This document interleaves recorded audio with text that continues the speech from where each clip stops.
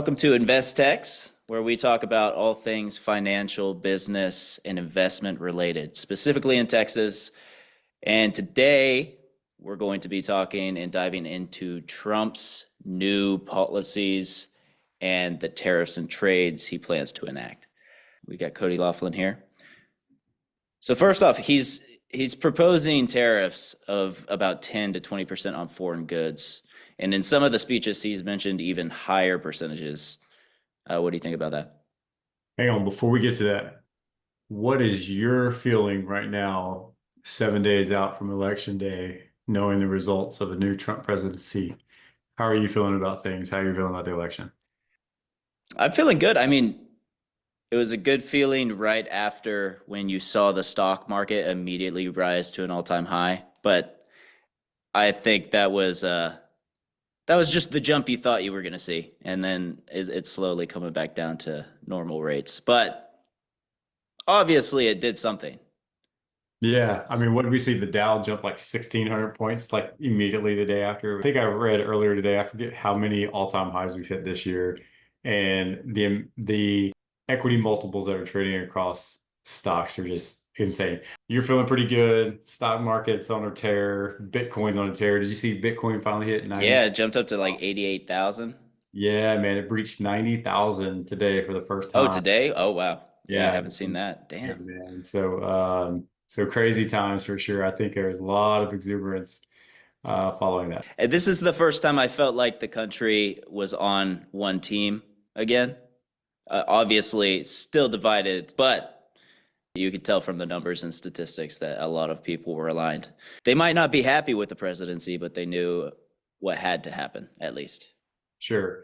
Well, I guess to your point, right? This is in a way, a historical landslide victory for the Republican Party as a whole, right? For the Trump campaign. I mean, to win the House, the Senate, the Electoral College, the popular vote, and the White House. I mean, it's just a perfect alignment of Americans saying, look, we're tired of the past 4 years of economic hardship, right? And I think to your point, when you look at the two presidencies and the two candidates as a whole, I mean, you're really choosing between which one you felt gave you the best economic future and stability.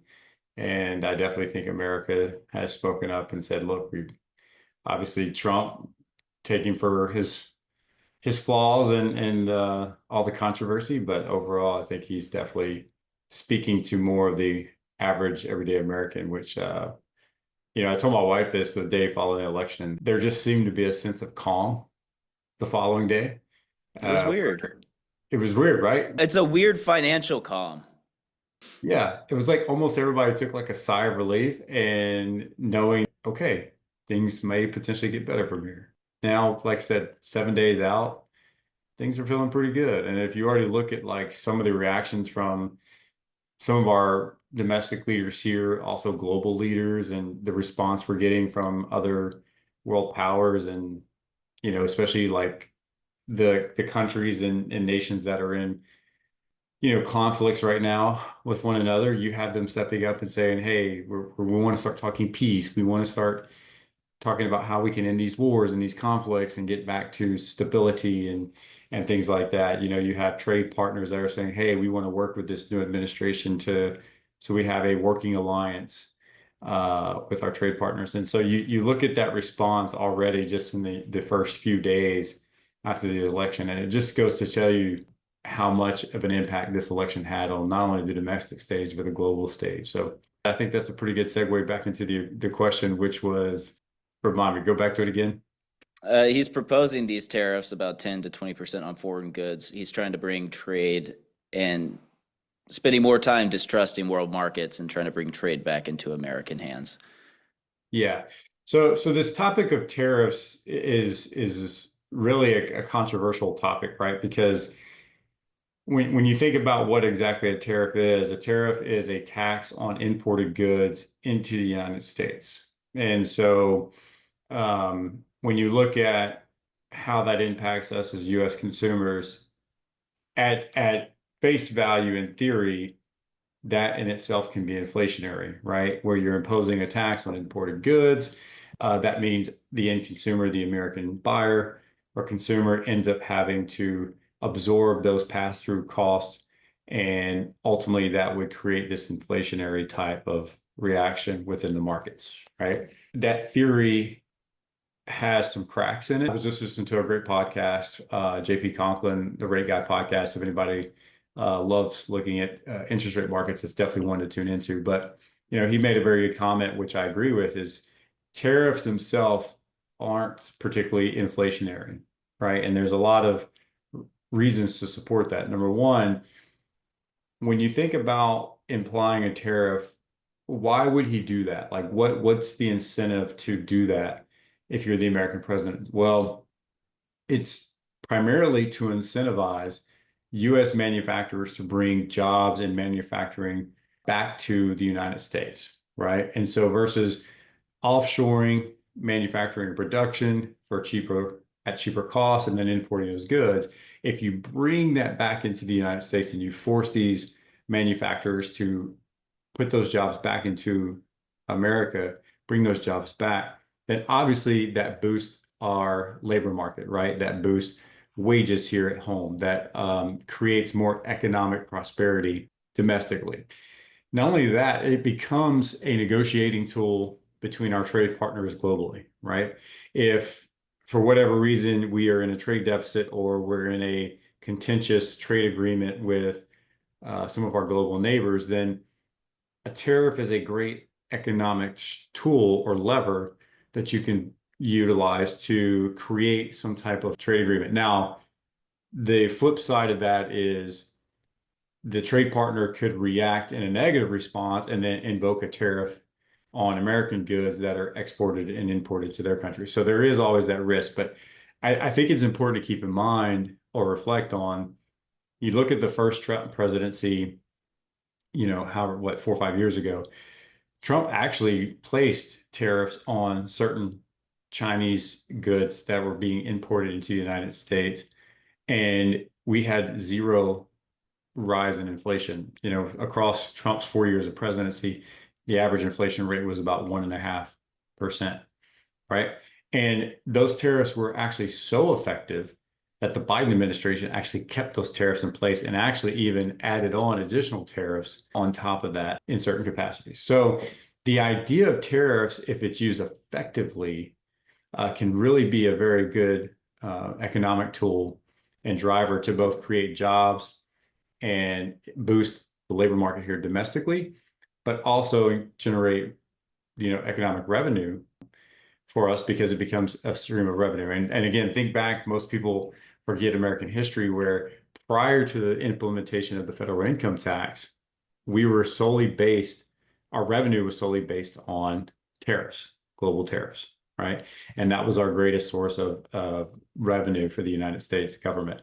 And so there is precedent for having tariffs in place if it's used strategically. I think the one thing that people keep pointing out about the proposed plan from President Trump is that he's going to apply these tariffs across the board on all goods coming from China and other trade partners. And so it'll be interesting to see if that is truly his position and the strategy. But overall, I definitely think that used effectively, the tariff could really be a very effective tool to help the American worker. So, I mean, on the flip side, though, is if he does implement it across the board, that means even American companies that are now transferred across seas, so sending those goods back would pretty much be putting tariffs on American goods, taxing them double time. So if the end goal is to get them back to America and make the manufacturers manufacture here, how long would that actually take? that's a really great question because I think that's something that's not been clear. It's not as if he's proposed that he's going to go in day one and slap tariffs on all goods across the board. Now, look, regardless of what you think of Trump, regardless of your position, Trump's a smart guy, okay? And I think Trump, being a businessman, understands that in order to roll out such a extraordinary plan that does have material impact on the economy, both good and bad, then I definitely think that this is something that he's probably planning on doing strategically. And if I would be a betting man, I would also propose that he's probably meeting with many many CEOs of these global industries and businesses already starting to strategize on, hey, how do we do this effectively in a way that allows you to bring those jobs and those manufacturers back here to the United States in a restricted time frame, as I would put it, right? And if you look, for example, like look at some of the car manufacturers, and this is something that he's been very openly, I guess, promoting or even bragging about, right? Is making the comments or making the threat of imposing 200% tariffs on vehicles that are made in Mexico and then shipped back into the United States when they could easily be made here. You have car manufacturers, I think it was GM or Chrysler, if I'm not mistaken, that have said, okay, well, knowing that he's now going to be the future president, they've immediately stopped production of their manufacturing plant in Mexico, right? They've already began that process of saying, okay, we're going to unwind this plan and start figuring out a way to bring manufacturing back here. So you have these CEOs and these business leaders that are already putting action in place to get ahead of some of these proposed tariffs. And again, I think Trump is probably already working with a lot of those industry leaders to say, hey, here's my plan, here's what we're going to do. Here's a proposed time frame we're going to give you to do it. And it'll be up to you to make it happen, and whether that's 12 months, 24 months, again, I don't know. He's been the president's already before. I think he understands how to leverage this tool in a way that's going to be in our best interest. So we'll have to see how that rollout looks like. So, And stepping back, did you see Elon backing Trump almost immediately after the attempted assassination? yeah, well, man, look, so this is so this is so multifactorial, and this is something that I think the Democratic Party really needs to sit back and really do some self-reflection here, right? President Trump actually used to be a quote unquote Democrat. Tulsi Gabbard, Elon Musk, um, Bill Ackman, a lot of these other high profile investors, entrepreneurs, Democratic leaders, RFK, look at RFK, all of these people that were staunch Democratic supporters that have all been pushed out of the party.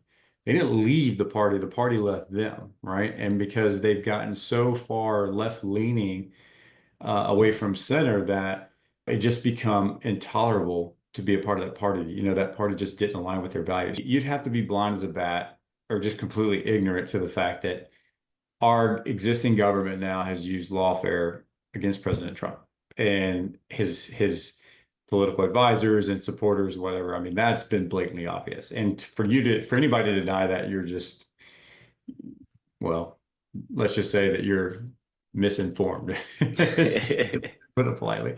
But you take into account all the lawfare that this man has gone through over the years, all of the torment that they've put him through publicly and privately. And then you take these two assassination attempts, which is just awful to think about. Like that's the state of the country we're in. It's hard not to want to stand behind him and support him, right? Which side you stand on, it doesn't matter. What do you want out of a president is bravery. And immediately after getting shot, Elon said something certainly cool that he just stood up and said, fight immediately. Do you want a coward or do you want someone who's brave standing for your country? And whether you believe it or not, saying fight and standing in the face of there could have been more shooters or whatever is just bravery rather than having cowardice. 100%, 100%. And I don't care who you are. If you don't go back and watch that day, I remember having, I just so happened to flip up X on my phone and that had simultaneously occurred at the same time. And I was like, oh my God, like the dude just got shot. And seeing the reaction when he stood up and, like you said, pump his fist and fight, fight, fight. That was his immediate response. that just shows you what kind of man he is, what kind of leader he is, and the tenacity and the boldness that he has. And to your point, like that's the one thing that killed the Kamala Harris campaign is she spent the first, what, 6 weeks of her campaign hiding from all media, right? Running away from any mainstream interview, any type of press conversation. Is that So why I couldn't see her? She did not pop up on any of my feed for the longest time. exactly, yeah. They tried the basement strategy that they used for the Biden campaign when he ran against Trump in early 2019 and 2020. It was the same strategy. Try to hide her and keep her away from the mainstream media. So it goes back to your comment of like, well, imagine being in front of world leaders that have a position of power that are going to push back against you. Do you want somebody that's going to hide from those confrontations, or do you want somebody that's going to look it in the face and be bold enough to say, you're not going to bully us around, you're not going to push us around? So I agree with that. I think it invigorated a lot of American spirit, I think, on that day. So thank God he didn't get his head blown off on national television that day. I mean, I think we're all can agree that was a blessing for that not to happen. Some people tuning in may not agree with that, but I know for the majority of Americans, I think it really showed the American spirit of that day. So here we are. As for the future of the economy, I mean, there's a lot of policy changes coming up. What's the most exciting potential change that you think is going to come up? I'm on cloud nine right now because we're recording this on what is this, November 12th, and Trump has been putting out his cabinet position and cabinet nominees.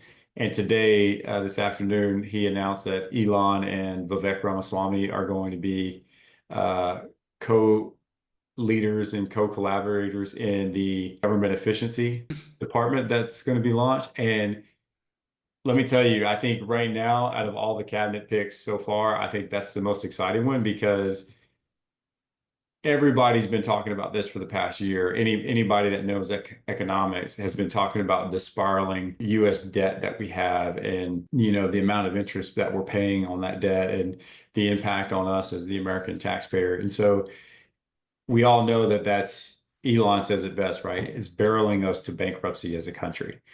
And so we can only spend our way out of our struggles for only so long. So to me, that by hands down right now, at this point in the tax or in his economic plan is going to be the most impactful because we now are going to have a complete reckoning in the overall federal budget and government efficiency. You're talking about slashing regulations that's going to help invigorate entrepreneurship and business development, which leads to jobs, which leads to economic growth, which leads to wage growth, prosperity.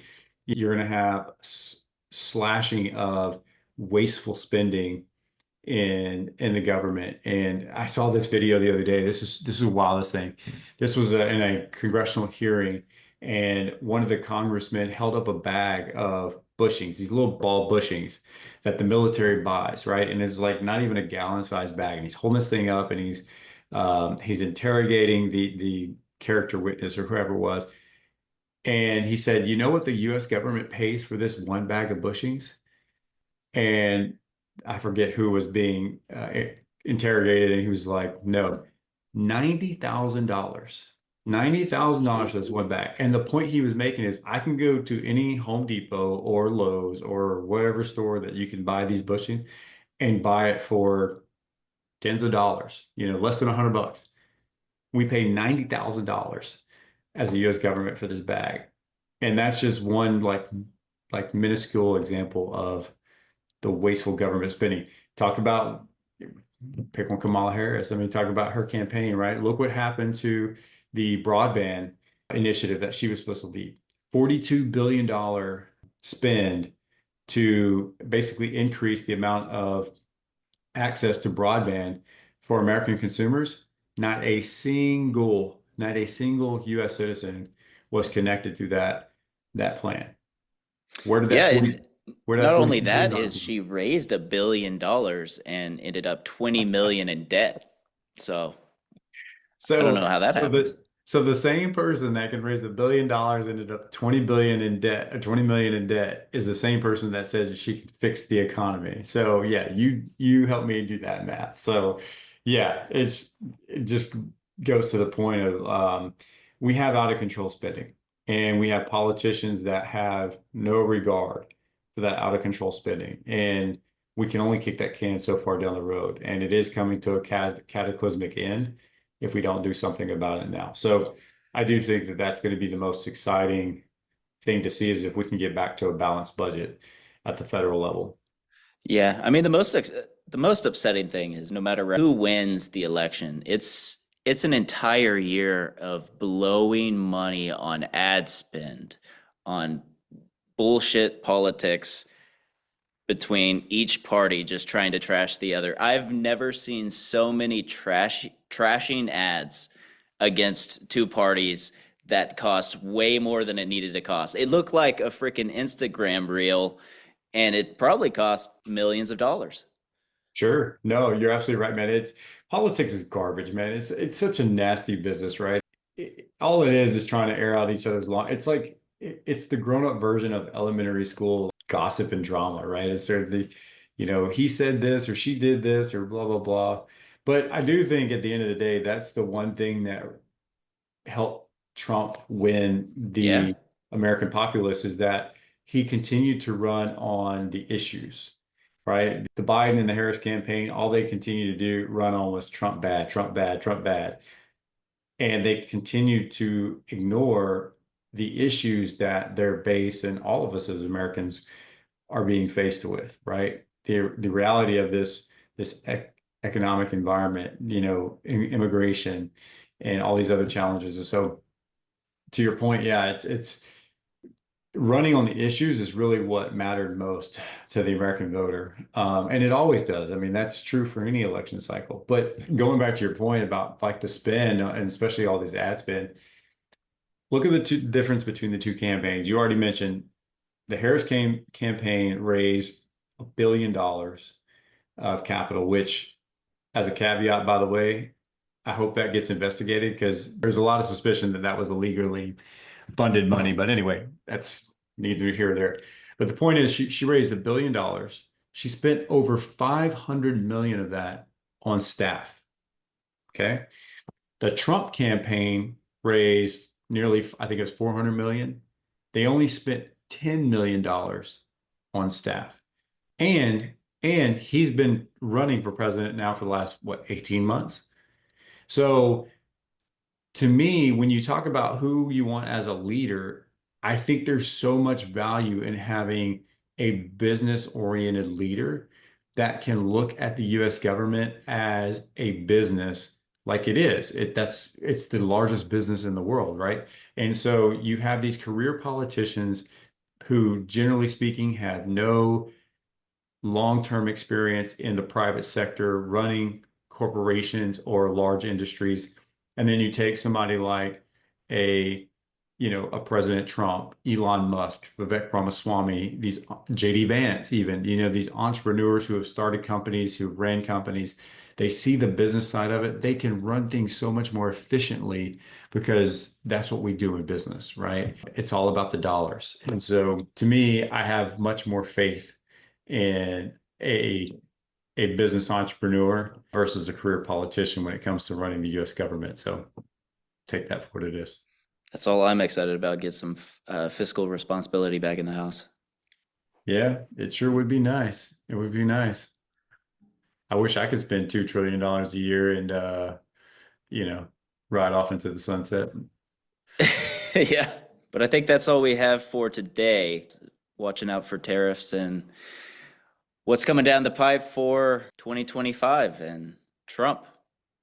Well, I guess we'll see. Thanks It's for it. watching Investex, and we'll catch you next time. See ya.